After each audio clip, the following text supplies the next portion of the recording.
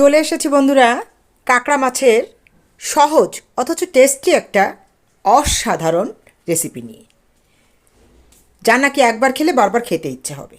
অনুরোধ করছি যেন এই রেসিপিতে এই রান্নাটা একবার হলেও কেউ খেয়ে দেখবে। ঠিক আছে, তাহলে দেরি কেন? By the way, welcome back to my channel লিপিস জেল এন্টারটেইনমেন্ট। কাঁকড়া মাছ কেটে ছোটো ছোটো টুকরো করে নিয়েছি। এটাকে এখন মনের মতো করে মনের মাধুরী মিশিয়ে রান্না করি। রান্নাবান্না মনের মাধুরী মিশিয়েই করতে হয়, তবেই না স্বাদ হয়। তার জন্য প্রথমে আমি এগুলোকে একটু ভেজে নেব, সরিষার তেলে ভেজে নেব। মাছটা ভাজা হতে হতে ঝটপট টাটকা করে ফেলো তো।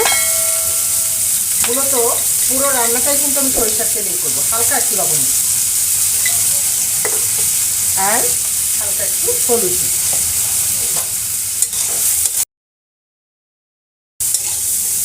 লো ফ্লেমে রেখে 2 মিনিট ভেজে নেব। কাঁটাটা ভাজা হয়ে গেছে বন্ধুরা, নামিয়ে নেব।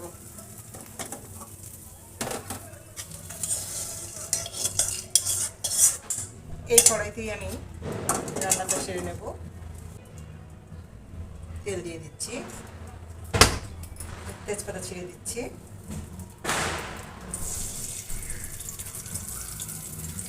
এবার কিন্তু সরিষার তেল দিয়ে আমি রান্না করছি বন্ধুরা। দুটো বড় বড় পেঁয়াজ কুচি করে রেখেছি, ওগুলো দিয়ে দিচ্ছি।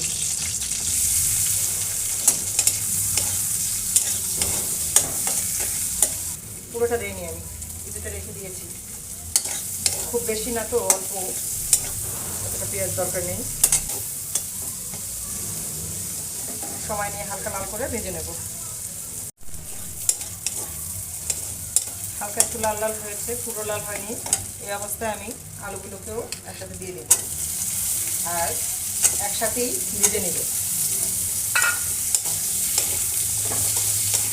আলাদা করে আলু ভাজবো, আলাদা করে পেঁয়াজ ভাজবো, এতে করে সময় নষ্ট হয় কিন্তু করতে। তাই একবারেই করে ফেলবো, কিছুটা সময় সাশ্রয় হবে। হাই ফ্লেম করে দিয়েছি। এই অবস্থায় আমি ভেজে নিচ্ছি ঘন ঘন নেড়ে।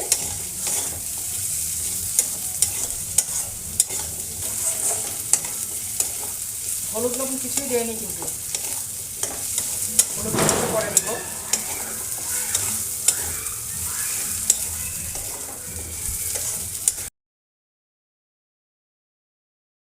এবার কিছু মশলা অ্যাড করবো কিন্তু বন্ধুরা।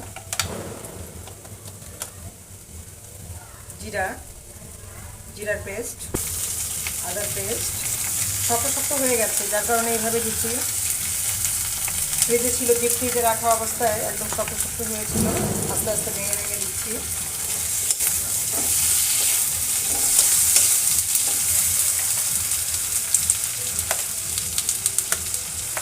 কাঁচার একটা ফ্লেভার থাকে, যার জন্য রসুনের পরিমাণটা একটু বেশি দিয়ে দিচ্ছি আমি।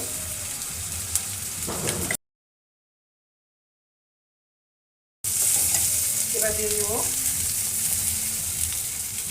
দুটো টমেটো পেস্ট করে রেখেছিলাম, টমেটোটা দিয়ে দিচ্ছি। ধুয়ে দিয়ে দিব।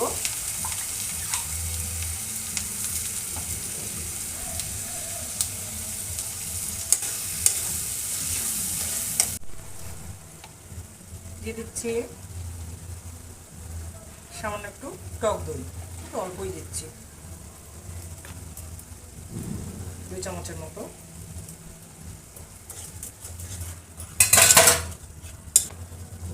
হলুদ দিয়ে দিচ্ছি পরিমাণ মতো, লবণও দিচ্ছি একটু সামান্য, পরে আবার লাগলে পরে দেব।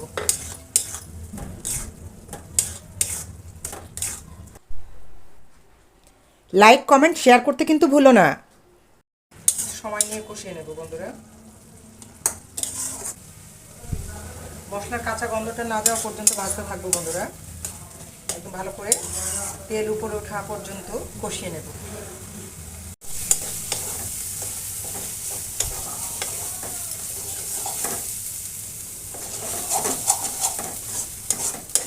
তেল ছেড়ে দিয়েছি বন্ধুরা, আর দেখো মশলাটা কষানো হয়ে গেছে।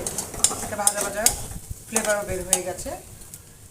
এই সময় আমি কাঁকড়াগুলো দিয়ে দিব, দিয়ে কিছুক্ষণ ভালো করে আরও কষিয়ে নেব।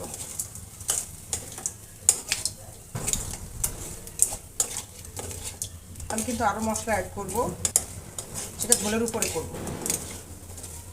দেখো কি কালার হচ্ছে, এখনই যে কালার ছেড়েছে, এই পর্যায়ে একদম লো ফ্লেম করে দিয়েছি বন্ধুরা।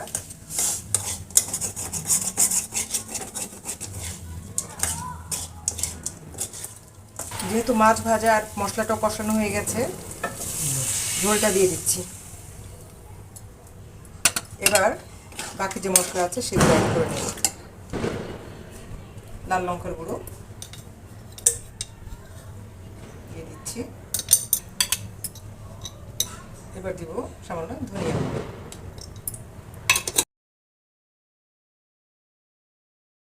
এবার জাল ওঠার জন্য অপেক্ষা করব।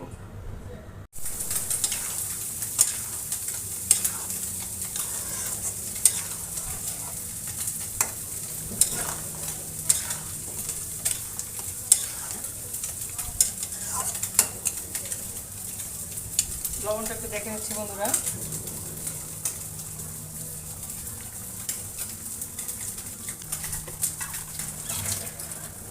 দুটো কাঁচা লঙ্কা ছেড়ে দিচ্ছি।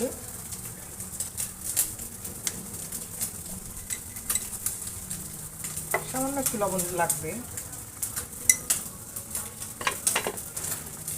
একদম খুব সামান্য একটু চিনি অ্যাড করে দিচ্ছি, এতে টেস্টটা একটু অন্য মাত্রা যোগ করবে।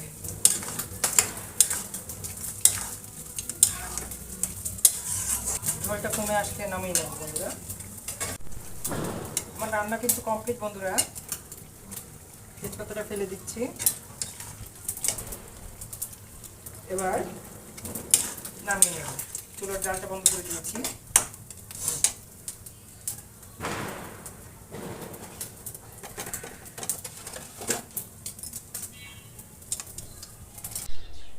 রান্নাও শেষ, ভিডিও প্রায় শেষ পর্যায়ে, এখন সার্ভ করার পালা।